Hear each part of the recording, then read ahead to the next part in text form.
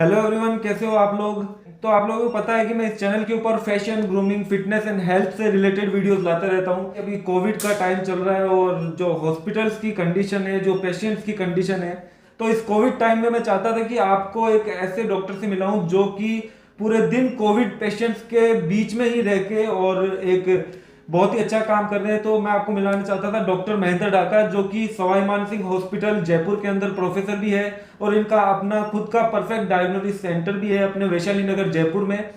तो मैं इनसे कुछ सवाल करना चाहता था, एक बहुत ही मेन सवाल करना चाहता था, क्योंकि आपने काफी सुना होगा कि कोविड पेशेंट आ गया उसके बाद क्या किया जाए। तो सैनिटाइज करना, 2 गज दूरी बनाना, क्वारंटाइन होना, ये तो सभी लोग जानते हैं। लेकिन अभी जो मेन मुद्दा उठा हुआ है वो ये है कि लोगों को बेड्स नहीं मिल रहे हैं, तो वो लोग क्या करें, या उन्हें कब हॉस्पिटल की जरूरत होती है, कब ऑक्सीजन की जरूरत होती है, तो वो लोग क्या करें।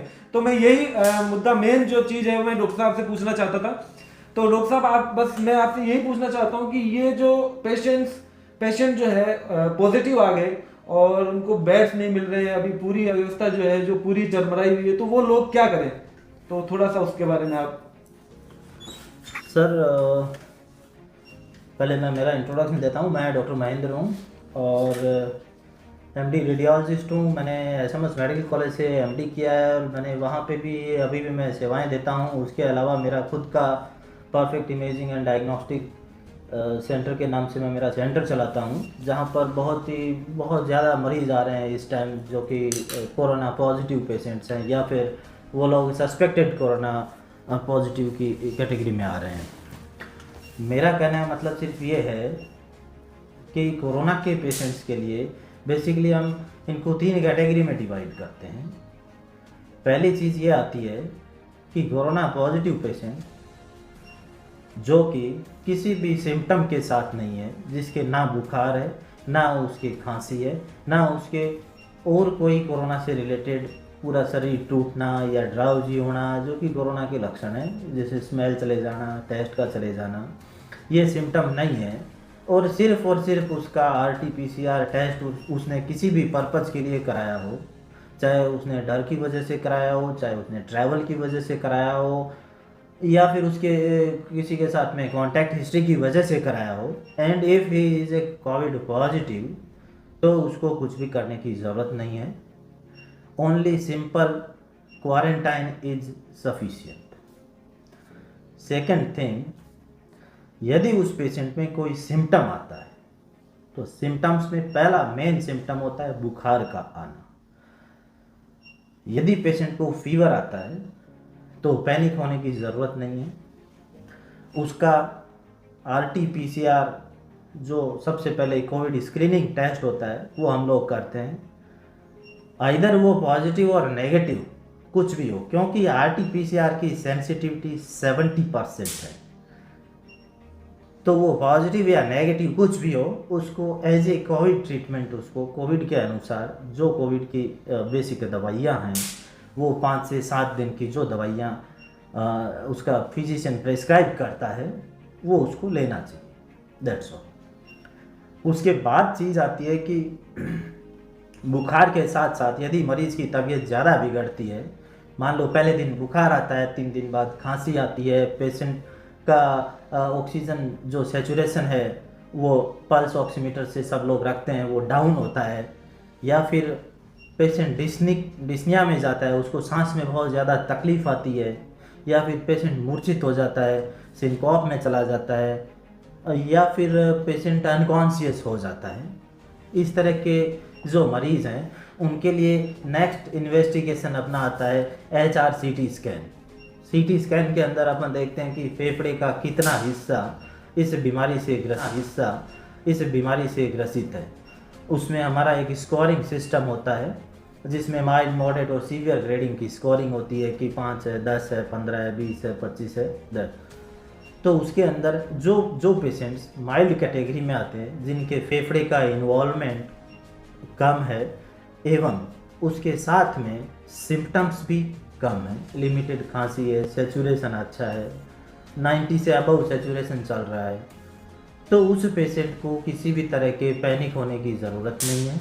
वो अपने फिजिशियन से सलाह लेकर जो कोविड की जो दवाइयाँ हैं जिनमें थोड़ा सा कुछ एक्स्ट्रा दवाइयाँ चलती हैं, ओरल स्टीरॉइड्स हैं, या कुछ लोगों को इंजेक्टेबल स्टीरॉइड्स भी देने होते हैं, और उससे रिलेटेड जो भी दवाइयाँ हैं वो अपने घर पे ले सकता है। यदि किसी मरीज़ का स्कोर 10 या फिर मान लो उससे ज़्यादा आ जाता है, या फिर 15, 20, 25 इस तरह का आ जाता है, और उसके साथ में उसके सिम्टम्स भी ज़्यादा हों, यानी कि उसका सैचुरेशन डाउन हो रहा हो, वो मूर्छित हो रहा हो, इस तरह के कुछ सिम्टम्स हैं, यदि इस तरह की सिचुएशन आती है, ज़रूरी नहीं है कि सीटी का स्कोर से या आप अस्पताल की तरफ भाग जाएं कि सीटी स्कोर 18 आया go for hospital, is not mandatory. It will decided by your physician. अपने फिजिशियन के साथ आप डायरेक्ट नहीं मिलके उससे टेली कम्युनिकेशन करें और उसको मरीज़ की पूरी वास्तु स्थिति बताएं कि मरीज़ को सिम्टम कितने हैं, उसका सैचुरेशन कैसा है, सीटी स्कैन के साथ साथ सैचुरेशन और उसकी जनरल फिजिकल कंडीशन कैसी है। उसके हिसाब से फिजिशियन टेली कम्युनिकेशन के बाद डिसाइड करेगा कि पेशेंट को हॉस्पिटलाइज होना है या नहीं होना है। ये मरीज़ डिसाइड नहीं करेगा। आज के दिन क्या होता है कि मरीज़ के सीटी स्कैन में स्कोर बहुत लिमिटेड होता है, उसका सैचुरेशन बहुत अच्छा होता है, बट लोगों के अंदर पैनिक इतना होता है कि अननेसेसरी वो अस्पताल की तरफ दौड़ता है, और जिस मरीज़ को रियलिटी में बेड की ज़रूरत होती है उस मरीज़ को बेड नहीं मिलके और किसी और मरीज़ को मिल जाता है। अभी यही सिचुएशन हो रही है मेन।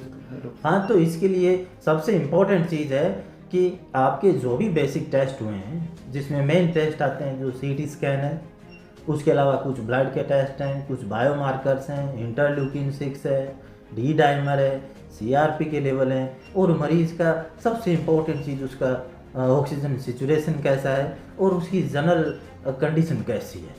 ये सारी चीज़ें आपका फिजिशियन डिसाइड करता है, एंड इफ़ ही फील्स कि आपको हॉस्पिटलाइज होना है तो ही आप हॉस्पिटल जाएं।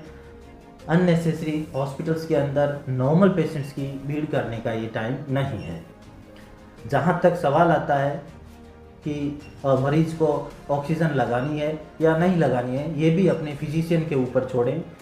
ज़रूरी नहीं है जो मरीज़ 90 से अबव का सैचुरेशन नॉर्मल रूम टेम्परेचर पे ले रहा है उस मरीज़ को ऑक्सीजन देकर उस ऑक्सीजन को जिस मरीज़ को ऑक्सीजन की ज़रूरत नहीं है उसको अननेसेसरी ऑक्सीजन देने की आवश्यकता नहीं है।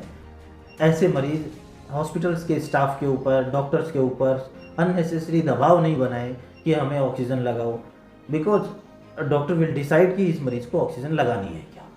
जिसका सैचुरेशन बिल्कुल डाउन जा रहा है उस मरीज़ को ज़रूरत है, उसको लगाएंगे ऑक्सीजन।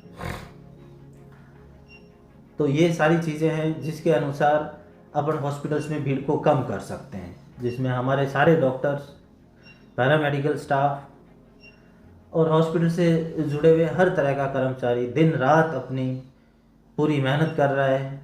राज्य सरकार और केंद्र सरकार भी अपनी तरफ से 24 घंटे लगी हुई है। मेरी जनता से एक अपील है कि वो लोग सब लोगों का सहयोग करें, आपा नहीं खोएं।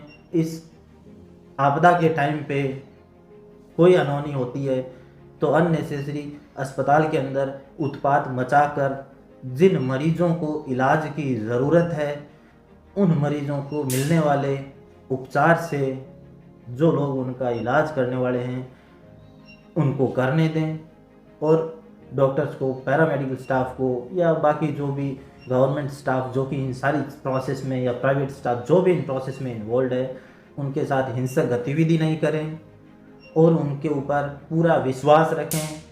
कोई भी डॉक्टर ये नहीं चाहता कि एक भी मरीज़, सिंगल पेशेंट भी उसके पास आया हुआ बिना ठीक होके जाए।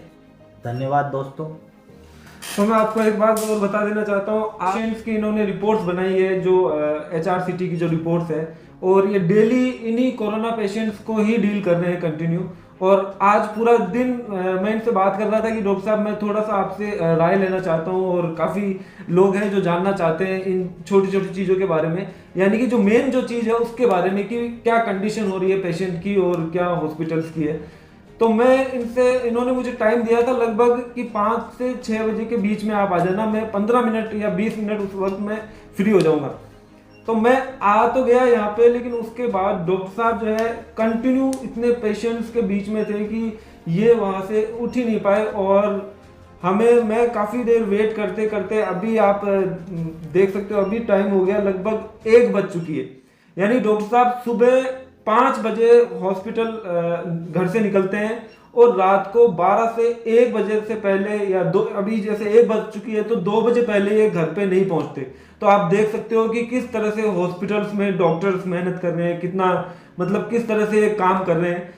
तो हमें डॉक्टर्स को सपोर्ट करना बहुत ज़रूरी है, ज़्यादा पैनिक होने की ज़रूरत नहीं है। ज़्यादातर लोग जैसे ही कोरोना पॉजिटिव का सुनते ही वो लोग पैनिक हो जाते हैं, तो पैनिक होने की ज़रूरत नहीं है। और जो डॉक्टर साहब ने बताया इन चीज़ों को समझने की और परिस्थिति को समझने की सबसे ज़्यादा ज़रूरत है।